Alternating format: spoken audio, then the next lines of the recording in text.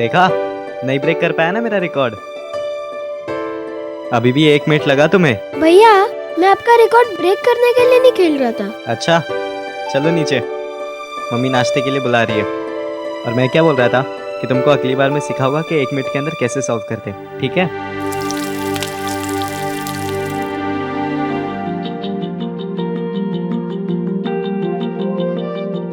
ये लो गरम गरम पूड़ियाँ। चल शुरू करना। मम्मा आप भी बैठ जाओ ना। तुम लोग शुरू करो, मैं अभी और पूड़ियाँ लेकर आती हूँ। हाँ चलो चलो।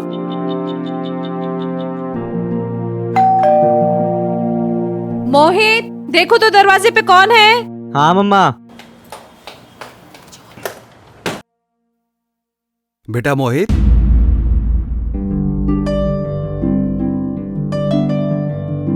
डैडी मोहित, मोहित। रितेश, कैसे हो बेटा तुम? मैं ठीक हूँ, आप कैसे हो? मैं बहुत अच्छा हूँ। आप आने से पहले बताया भी नहीं कि आने वाले हैं। क्यों भाई? मैं अपने वाइफ को सरप्राइज नहीं दे सकता? दुबई से निकला तो सोचा कि एक बार इन्फॉर्म कर दो, फिर लगा कि इस बार अपने वाइफ को बहुत बड़ा सा सरप्राइज देता हो। कैसे लगा? पापा मैं अपना रिजल्ट लाता हूँ। हाँ बेटा।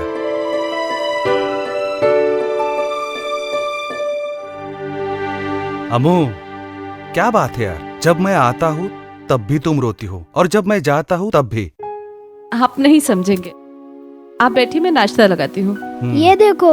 अरे वाह, इस बार तुम A+ टॉप करोगे ऑल सब्जेक्ट्स में। मोहित, तुम पापा को अपना रिपोर्ट कार्ड नहीं दिखाओगे? मेरे पास कुछ है ही नहीं दिखाने लायक। क्यों? लास्ट टाइम जो क्विज में मेडल जीता था वो दिखा दो ना। मम्मा तुम्हारे ही कमरे में होगा, तुम ही दिखा दो ना। मोहित, मोहित। वेरी गुड बेटा।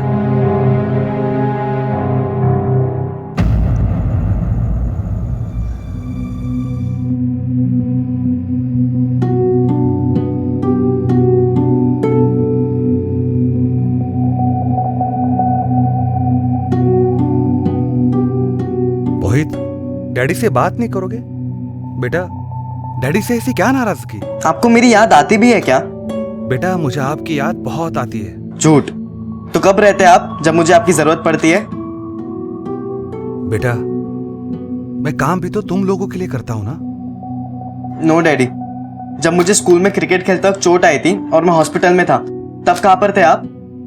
बेटा, रितेश भी तो है ना, वो मुझे बहुत मिस करता है और तुम्हारी तरह बिहेव भी नहीं करता। डैडी आप मेरा बर्थडे तक भूल गए थे। बेटा मोहित, उसके लिए आई एम सॉरी, प्लीज अब मान जाओ।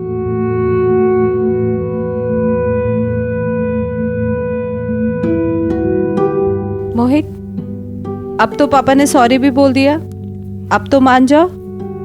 चलो आप गुस्सा छोड़ो और पापा को हक करो। अरे चलो ना।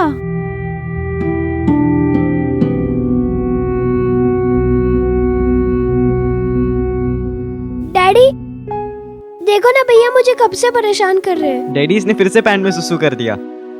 मोहित, भैया डैडी को क्यों बताया? अमू, ये मोहित क्या कह रहा है? डोंट वरी समर, होता है ऐसा। अमू, मैं फ्लाइट के लिए लेट हो रहा हूँ, मैं निकलता हूँ। चलो। सुनिए, हाँ अमू, कुछ दिन और रुक जाते तो। नेक्स्ट ट्रिप में पक्का, ठीक है? Bye, bye. Take care. या मोहित, बाय पापा। Ritesh, bye take care daddy. बेटा, ठीक है? चलो निकलता हूँ। पहुंच के फोन करना। हाँ करता हूँ।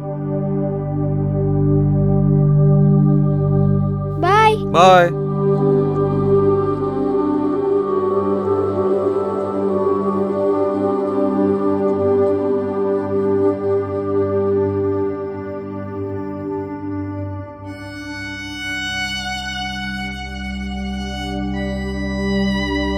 क्या हुआ मम्मा?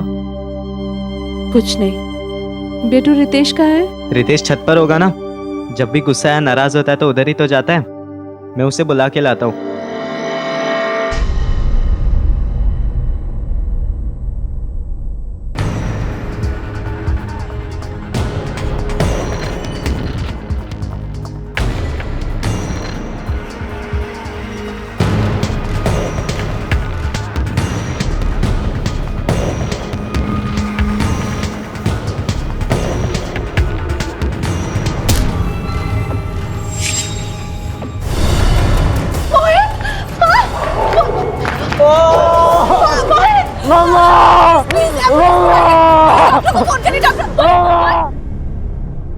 कुछ हादसे अचानक जिंदगी में दाखिल होते हैं और चौंका देते हैं, डरा देते हैं, और कुछ हादसे हमेशा के लिए जिंदगी को बदल देते हैं। क्या मोहित का गिरना महज एक हादसा था, या फिर इसके पीछे कोई ऐसी कहानी थी जिस पर से अब पर्दा हटने वाला था?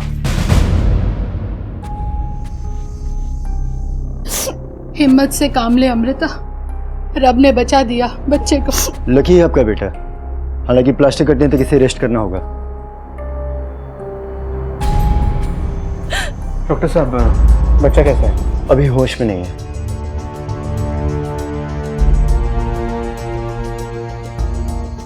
हमें अस्पताल ने इन्फॉर्म किया एक्सीडेंट के बारे में। कैसे गिरा ये? मैं मिसेस कपूर के साथ नीचे बात कर रही थी, तभी मोहित ऊपर से गिरा। लेकिन ये हुआ कैसे? ये छत पे अकेले था या कोई और था इसके साथ? ये मेरा छोटा बेटा है, ये था उसके साथ। बेटा तुम अपने भैया के साथ छत पे थे? बोलो बेटा। जी मैं वो देखिए, ये बहुत डरा हुआ है अपने भाई के एक्सीडेंट की वजह से, बहुत डरा हुआ है। प्लीज। आपके घर में और कौन कौन है? इनके पापा हैं जो दुबई में जॉब करते हैं, और बाकी हम तीनों के अलावा इस वक्त और कोई नहीं है। बच्चे अक्सर टेरेस पे जाया करते थे। ठीक है, बच्चा होश में आ जाए तो हमें इन्फॉर्म कर देना, हमें इसका बयान लेना होगा।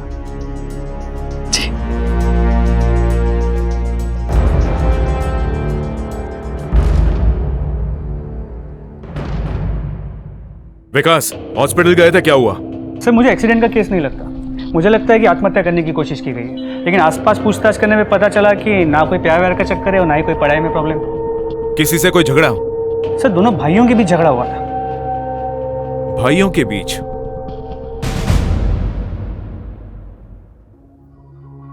क्या देख रहे हैं? हाँ, अभी कैसा लग रहा है? हाँ, ठीक हूँ मम्मा। अरे ये रितेश कहाँ गया? रितेश टेरेस पर गया होगा, और किधर? ठीक है ना, चल मैं उसे देख कर आती हूँ। हाँ, ओके।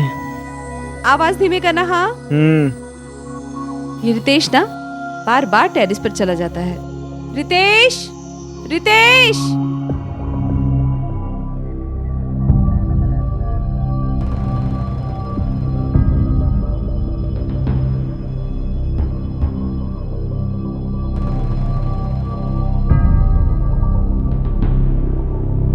रितेश, कहाँ गया ये लड़का? रितेश, रितेश, रितेश, रितेश।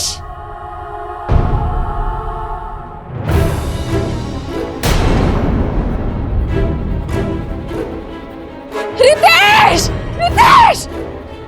मम्मा, क्या हुआ मम्मा?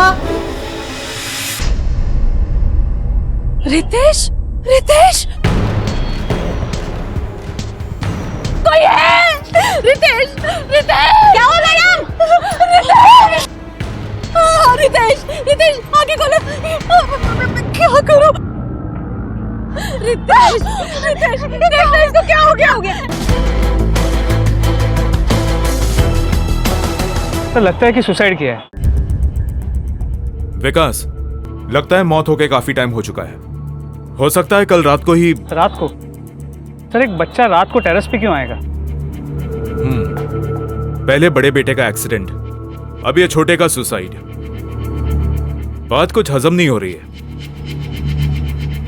जो हमें नजर आ रहा है वो है नहीं, और जो है वो इस वक्त हमें नजर नहीं आ रहा है।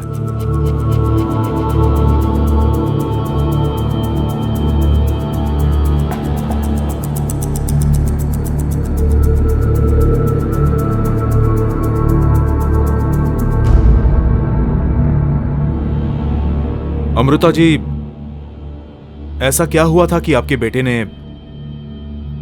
इतना सा था वो, जब नर्स ने उसे मेरी गोद में दिया और मैंने उसे सीने से लगाया था। मम्मा वो लोग आज के बारे में पूछ रहे। और आज आज वो मेरी गोद में चला गया। मोहित, मैं समझता हूँ कि तुम्हें और तुम्हारी मम्मी को काफी सदमा पहुंचा है, लेकिन फिर भी कुछ सवाल हमें तुमसे पूछने होंगे। क्या तुम्हें अंदाजा है कि तुम्हारे भाई ने इतना बड़ा स्टेप क्यों लिया होगा? नहीं सर। वो टेरेस पर क्यों गया? सर पता नहीं, मगर वो जब भी उदास हो जाता है या उसे गुस्सा आता था तभी वो टेरेस पे जाके अकेला बैठ जाता था।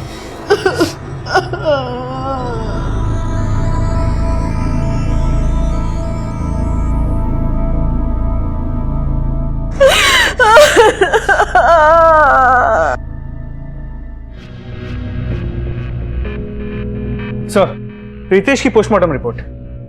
सर, इंपॉर्टेंट बात यह है कि रितेश ने मरने से पहले बहुत सारा कफ सिरप पिया था। Cough syrup? जी सर, लिखा है कि एक्सेस डोजेज है। विकास, मतलब बच्चे ने खुद ही कफ सिरप पिया और बाद में खुद ही की कलाई काट ली? ऐसा कैसे हो सकता है? कफ सिरप में अल्कोहल होता है, एक्सेस डोज से गहरी नींद आ सकती है। ऐसी हालत में वो अपनी कलाई खुद कैसे काट सकता है? Right sir. इनफैक्ट बॉडी के पास से जो ब्लेड मिला है उस पर भी कोई फिंगरप्रिंट्स नहीं है, उसे भी क्लीन करके रखा गया है। मतलब साफ है विकास, ये सुसाइड नहीं है, ये मर्डर है। कोई हमें मिसगाइड करने की कोशिश कर रहा है। शांत हो जाओ अमृता, शांत हो जाओ। जैसे ही मुझे पता चला मैं अगली फ्लाइट पकड़ के वापस आ गया। रितेश की बॉडी में कफ सिरप के ट्रेसेस मिले हैं। उससे किसी ने इतना कफ सिरप पिलाया जिससे उसे गहरी नींद आ जाए और फिर इस तरह से मारा जिससे ये लगे कि ये सुसाइड है। लेकिन इंस्पेक्टर साहब, उसे कौन मार सकता है? आपके घर में कोई बीमार है? कोई कफ सिरप लेता है? नहीं सर। हमें आपके घर की तलाशी लेनी है। विकास सर, दुबई में क्या काम करते हैं आप? Sir, I am a civil engineer. मैं दुबई में अनम कंस्ट्रक्शन में काम करता हूं। ये आपके फादर हैं? जी हाँ, तीर्थ यात्रा के लिए गए हैं। सर, कुछ नहीं मिला। साहब, यहाँ पर भी कुछ नहीं मिला।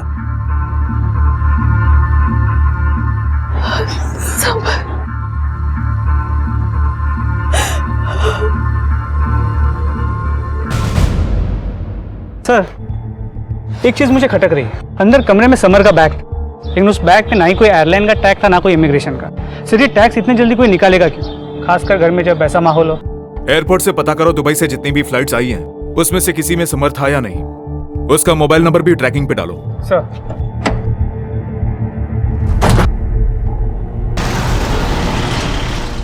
सर, मैंने एयरपोर्ट से कंफर्म किया, आज समर नाम का कोई आदमी दुबई से आया ही नहीं। समर ने जिस कंपनी का नाम बताया था मैंने वहाँ भी पूछताछ की, उनके यहाँ समर नाम का कोई एम्प्लॉय है ही नहीं। सबसे बड़ी बात, उसके बाद 2 नंबर, एक नंबर दुबई का और एक इंडिया का नंबर। सर, उसका इंडिया का नंबर थाने एरिया में एक्टिव था और वो एयरपोर्ट से नहीं थाने से टैक्सी लेकर आया। थाने की उसी एड्रेस पे उसका टैक्सी बुक हुआ था। जरा जास्ता होशियार है समरलाल, इसके थाने के एड्रेस पे चलते हैं।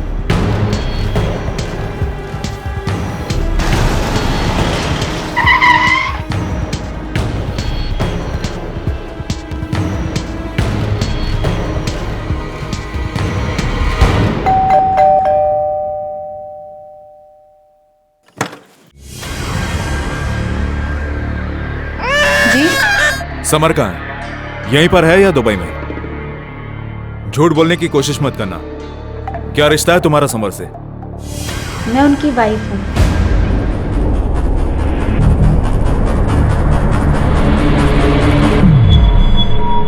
एक सुखी परिवार, 2 बच्चे। ऊपर से तो ऐसा नजर आ रहा था जैसे समर और अमृता की जिंदगी में कोई कमी नहीं है। तो फिर ऐसा क्या हुआ कि समर ने किसी और से शादी कर ली, अपने परिवार से छिपकर एक दोहरी जिंदगी जीनी शुरू कर दी, जिसकी चपेट में आ गई कई और जिंदगियां। रिश्ते कोई लुका छिपी का खेल नहीं, जहां कभी आप एक रिश्ता छुपा लें तो कभी दूसरा। ऐसे में आप किसी भी रिश्ते के साथ न्याय नहीं कर सकते। ऐसे लोग दोहरी जिंदगी की चक्की में खुद भी पिसते हैं और अपनों को भी उसका शिकार बना देते हैं। समर के दूसरा घर बसाने के पीछे क्या राज था, यह आने वाला वक्त ही बताने वाला था। इतने बरस हमें धोखा देते रहे, हमसे कहते थे दुबई जा रहा हूं और यही रहते थे किसी और के साथ। क्यों समर, क्यों किया तुमने ऐसा हमारे साथ? मम्मा, इसलिए मुझे ये आदमी कभी पसंद नहीं था। ये ना तुमसे प्यार करता है और ना मुझसे प्यार करता है। विकास, पर आप टेंशन मत लो, मैं आपके साथ हूँ।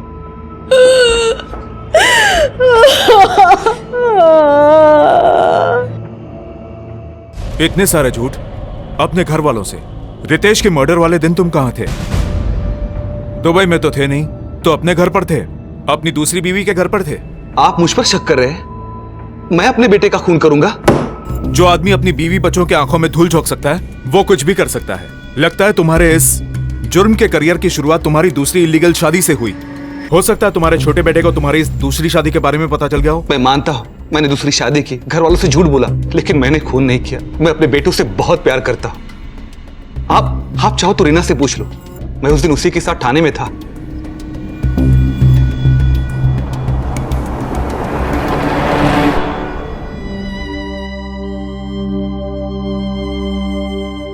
देखो मम्मा, अगर तुम नहीं खाओगी ना तो मैं भी नहीं खाऊंगा। अब एक दूसरे के अलावा हमारा है भी कौन? डैडी तो कभी हमारे थे ही नहीं। मम्मा, मैं आपके साथ हूँ, अब से मैं आपका ध्यान रखूंगा। I love you. ओके मम्मा, अब प्लीज थोड़ा सा तो खा लो, प्लीज।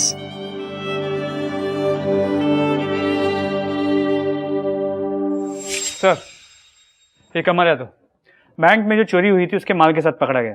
मालवाड़ी में छुपा बैठा था। इसको अंदर डालो और बैंक को इन्फॉर्म करो। सर।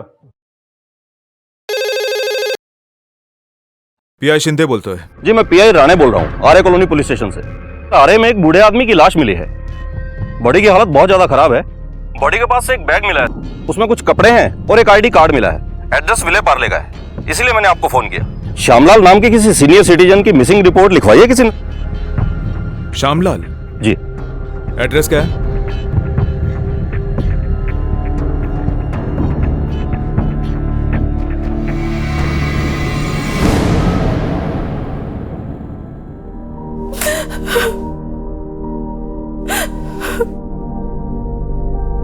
पता नहीं किसकी नजर लग गई हमारे परिवार को।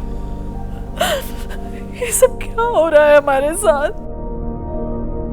आप तो दूर ही रहिए मेरी मम्मा से। अब आपका हम पर कोई हक नहीं रहा है। श्यामलाल, आपके पिता जो आपने बताया था कि तीर्थ यात्रा पे गए हैं, उनकी लाश मिली है। पोस्टमार्टम की रिपोर्ट के अनुसार उनकी मौत दम घुटने से हुई है और उन्हें भी कफ सिरप पिलाया गया था। आप समझ रहे हैं, आपके बेटे और आपके पिता की हत्या एक ही तरीके से की गई है। किसी की गहरी दुश्मनी है आपसे या आपके परिवार से। आपके ससुर श्यामलाल जब तीर्थ यात्रा पे गए तो टिकट विकेट बुक करवाया होगा ना आपने? दादाजी ने मुझसे ही बोला था टिकट्स बुक करने, और मैं तो उनको बस स्टॉप पे छोड़कर भी आया था। कौन से ट्रैवल एजेंट के पास करवाई थी उनकी टिकट? सर, धाम ट्रैवल्स। ये उनका एक मैसेज भी आया था कि वो ठीक से पहुंच गए हैं।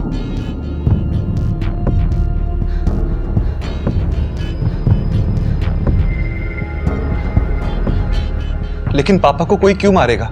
किसी की उनके साथ क्या दुश्मनी हो सकती है? देखिए, जिस तरह से उनकी मौत हुई है उससे तो साफ लगता है कि दुश्मनी थी। हम जल्दी पता लगा लेंगे कि किसने और किस मकसद से उनको मारा है। करते क्या थे आपके पिताजी? मेरे पिताजी फोरब्रिक्स कंस्ट्रक्शन में काम करते थे। मेरे पिताजी मेरी तरह सिविल इंजीनियर थे, चीफ इंजीनियर के कोर्स से रिटायर हुए थे। मेरे पिताजी बहुत ईमानदार और डिसिप्लिन थे। ठीक है, आप उनकी कंपनी के डिटेल्स दे दीजिए। बॉडी बहुत जल्द आपको सौंप दी जाएगी। फिलहाल जा सकते हैं। मोहित ने जहां से टिकट बुक करवाई थी वहां पता करो कि श्यामलाल ने यह सफर शुरू भी किया था या नहीं, और उसके ऑफिस में भी पूछताछ करो। सर।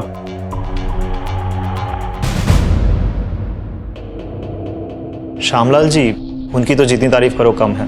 उसूलों के बड़े पक्के आदमी थे। इस काम में जरा सी गलती हो तो निकाल देते थे।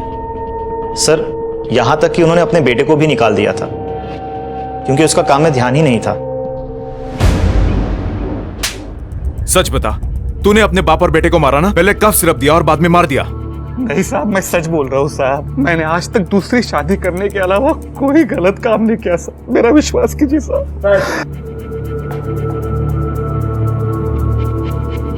खरा बोले तो याला फटके मार। साहब, सर, पड़ोसियों से पता चला कि रितेश को पढ़ाने एक ट्यूशन टीचर आता था, विनय तिवारी। श्यामलाल ने उसे काम पे से निकाल दिया था। और एक बात सर, ये विनय तिवारी उसी इलाके में फिर से देखा गया था। उछलू नाना। ठीक है सर। ठीक है, तुम वही नजर रखो।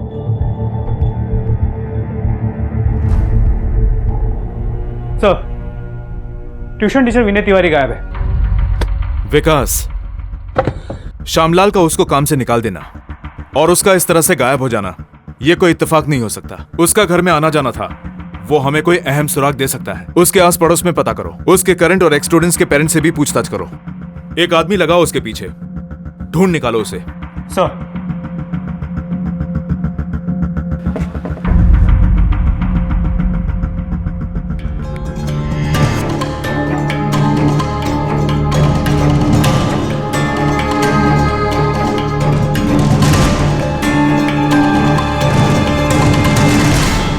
सब कॉलोनी के सारे बच्चों से पूछताछ की, उनके माँ बाप से भी पूछताछ की, यहाँ तक कि अड़ोस पड़ोस के सारे लोगों से पूछताछ की, लेकिन विनय के खिलाफ किसी का कोई कंप्लेंट नहीं।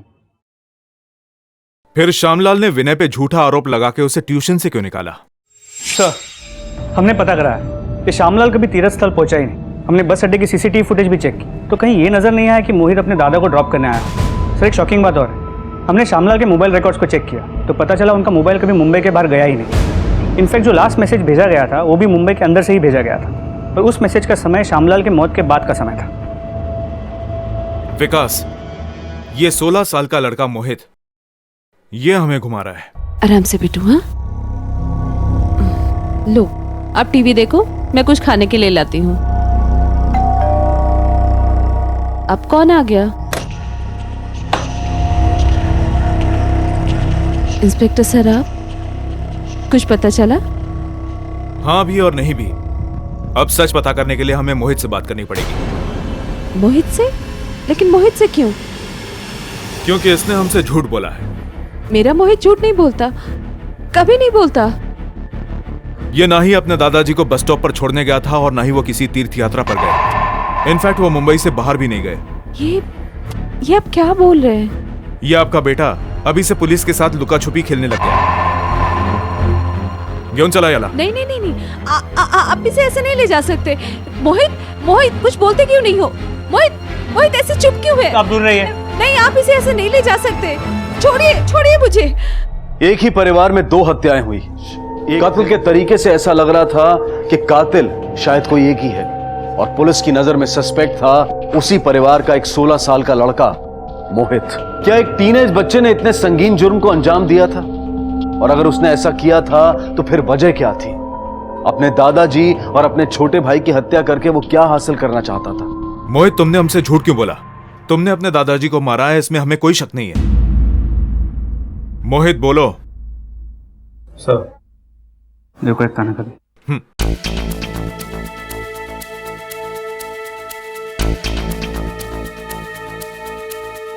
मोहित, हम जानते हैं कि तुम अपनी माँ से बहुत प्यार करते हो, है ना? अपने फादर से भी अपनी माँ को प्रोटेक्ट कर रहे थे तुम। बहुत अच्छे बेटे हो तुम, लेकिन तुमने जो किया उसकी सजा किसे मिलेगी तुम जानते हो?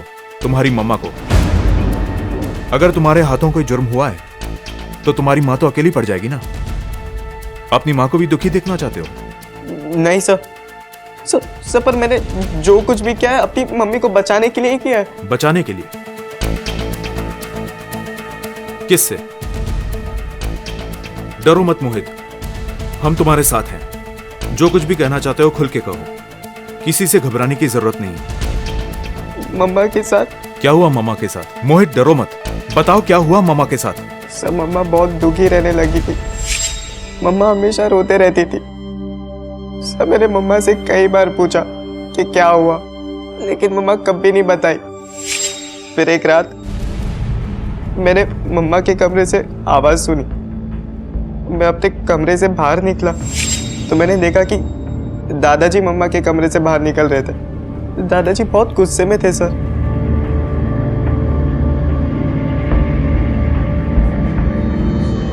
मैं मम्मा के कमरे में गया, लेकिन मम्मा वहां पर नहीं थी।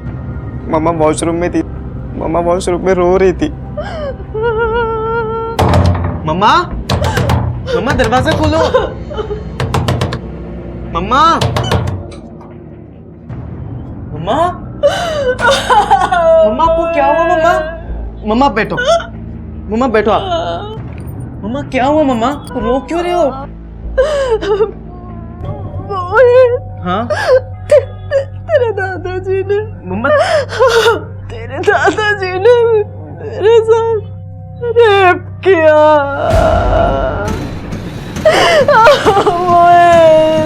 मेरा बच्चा।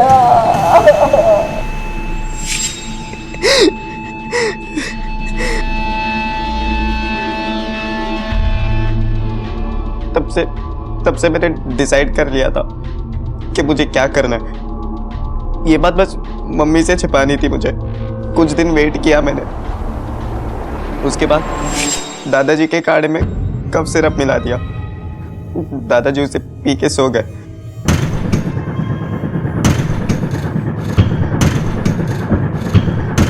उसी रात में दादाजी की बॉडी घसीट कर लेकर जा रहा था, लेकिन मुझे रितेश ने देख लिया। भैया ये दादाजी को क्या हुआ?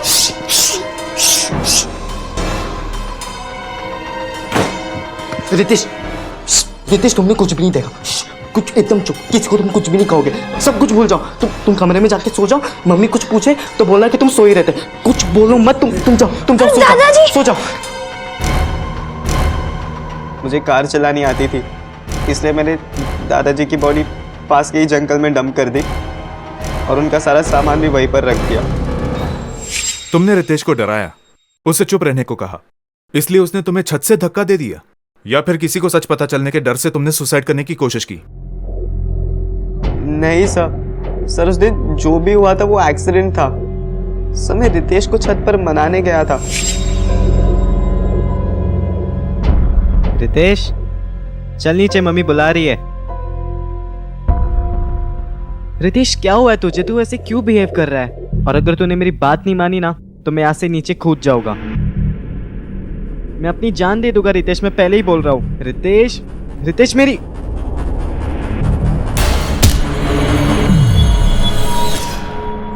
मोहित, तो फिर तुमने रितेश को क्यों मारा, वो भी इतनी सफाई से?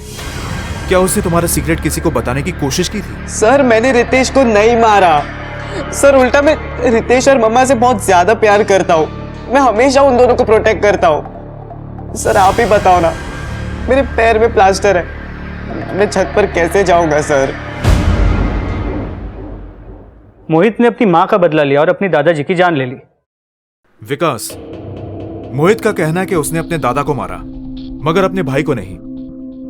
उसके भाई को किसने मारा और क्यों? किसके पास मोटिव हो सकता है? विकास, उस ट्यूशन टीचर को कहीं से भी ढूंढ निकालो। अब हमारे पास यही रास्ता बचा है। Sir, Vinay Tiwari private tuitions लेता है। कहां छुप के बैठा था रे इतने दिन? श्यामलाल ने तुझे नौकरी से क्यों निकाला? वो मेरे काम से संतुष्ट नहीं थे, उन्हें लगता था कि उनके पोते में कोई खास प्रोग्रेस नहीं है। लेकिन हमें तो कुछ और ही पता चला। हमारे सुनने में यह आया कि तुमने रितेश के साथ कुछ गलत काम करने की कोशिश की। समझ रहा है ना तू? एकदम गलत आरोप है सर। तो फिर श्यामलाल ने तुझे नौकरी से क्यों निकाला?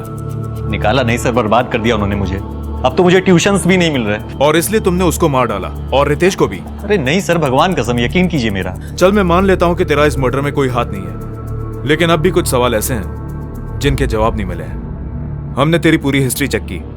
चाइल्ड मोलेस्टेशन वाले अक्सर रिपीट ऑफेंडर होते हैं। तेरी हिस्ट्री क्लीन है, फिर श्यामलाल ने तुझे क्यों निकाला? ऐसा क्यों कहा कि तूने गलत तरीके से रितेश को छुआ है? श्यामलाल ने नहीं सर, उनकी बहू ने कंप्लेंट की थी। श्यामलाल ने सिर्फ इतना कहा था कि मेरी बहू झूठ क्यों बोलेगी। लेकिन क्यों? अमृता के साथ कुछ चक्कर था क्या तेरा? अरे नहीं सर, मेरे साथ नहीं, वो तो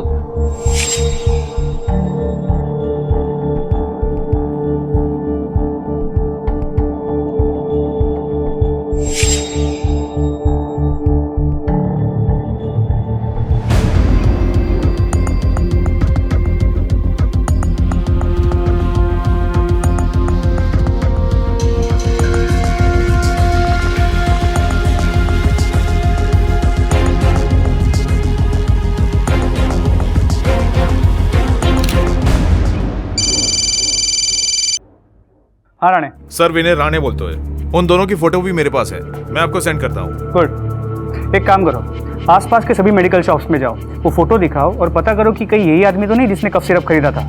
ठीक है सर।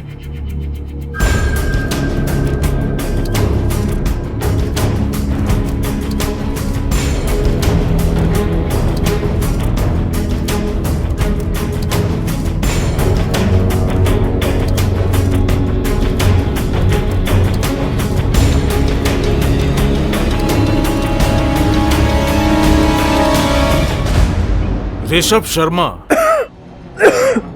कफ सिरप पिएगा? वहीं से मंगाओ जहां से तूने खरीदा था। सर, मैंने तो अमृता के कहने पर। बहुत खुश थी मैं समर और अपने 2 बच्चों के साथ। दिन तो बच्चों को पढ़ाने में और घर के काम में कट जाता था। रातें काटने को दौड़ती थी। बहुत अकेलापन महसूस करने लगी मैं। फिर एक दिन मेरी ऋषभ से मुलाकात हुई। वो समर के डैडी के ऑफिस में काम करता था। उसकी नजरें कहती थी जैसे वो मुझे पसंद करता है। पहले तो मैंने इग्नोर किया, फिर उसका इस तरह से देखना मुझे अच्छा लगने लगा। हम अक्सर मिलने लगे, पर एक दिन डैडी ने हमें साथ देख लिया।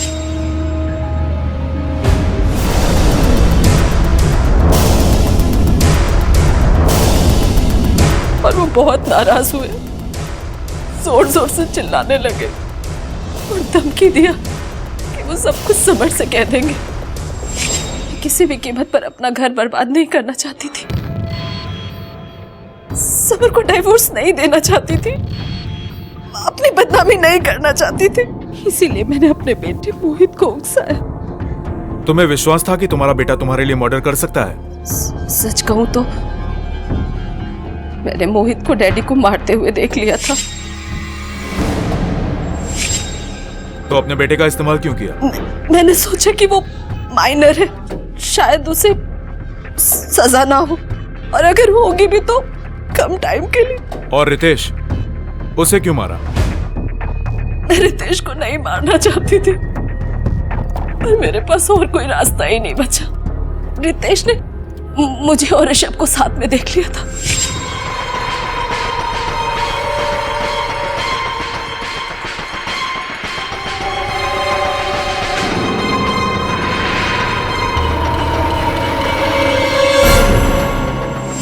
मैं डर गई थी कि रितेश समर को सब कुछ बता देगा।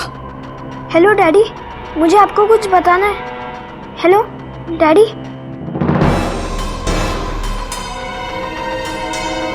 लकीली समर का नेटवर्क बिजी था, या वो अपनी दूसरी पत्नी के साथ बिजी रहा होगा, तो फोन कट गया।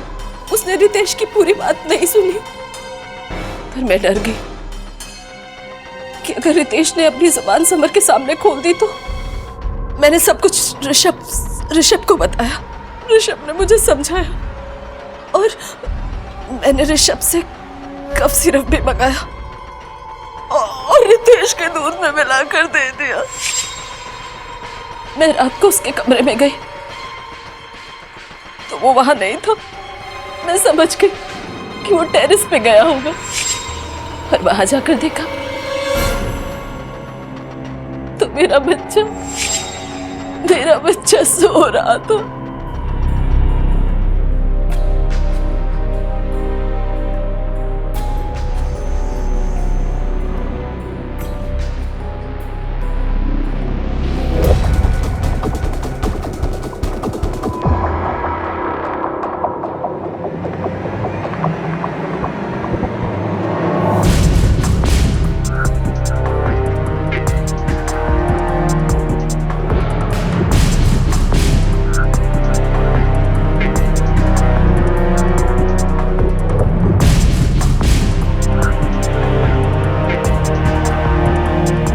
मां शब्द से हमारे मन में एक प्रतिमा उभरती है जिसका स्थायी भाव होता है ममता, और अमृता ने इस प्रतिमा को तोड़ दिया। अपनी इच्छाओं के तूफान में बहती चली गई अमृता, और उसने निष्ठुरता की उस चरम सीमा को छू लिया और अपने ही बेटे की निर्मम हत्या कर दी। अगर अमृता अपने दिल को काबू में रखती, खुदगर्जी की राह पर चलने से पहले अगर वो अपने बच्चों के बारे में सोचती, तो शायद ये कहानी इस मोड़ तक आती ही नहीं। एक जुर्म ने कई जिंदगियां बर्बाद कर दी। श्यामलाल और रितेश की तो जान गई, और अमृता और मोहित को जो जिंदगी मिली वो मौत से बदतर थी। याद रखें, जुर्म का रास्ता कभी सुकून नहीं देता, बल्कि हर सांस उसमें एक बेचैनी पैदा करती है। इसी विचार के साथ मैं अनूप सोनी अब आपसे विदा लेता हूं। फिर मुलाकात होगी अगले एपिसोड में एक और चौंका देने वाले केस के साथ। तब तक अपना और अपने परिवार का ख्याल रखें और देखते रहें क्राइम पेट्रोल डायल 100 सबक एक को सीख हम सबको। जय Hind. If you want to enjoy more Desi crime content like this, please subscribe to our channel and click the bell icon. Stay connected with us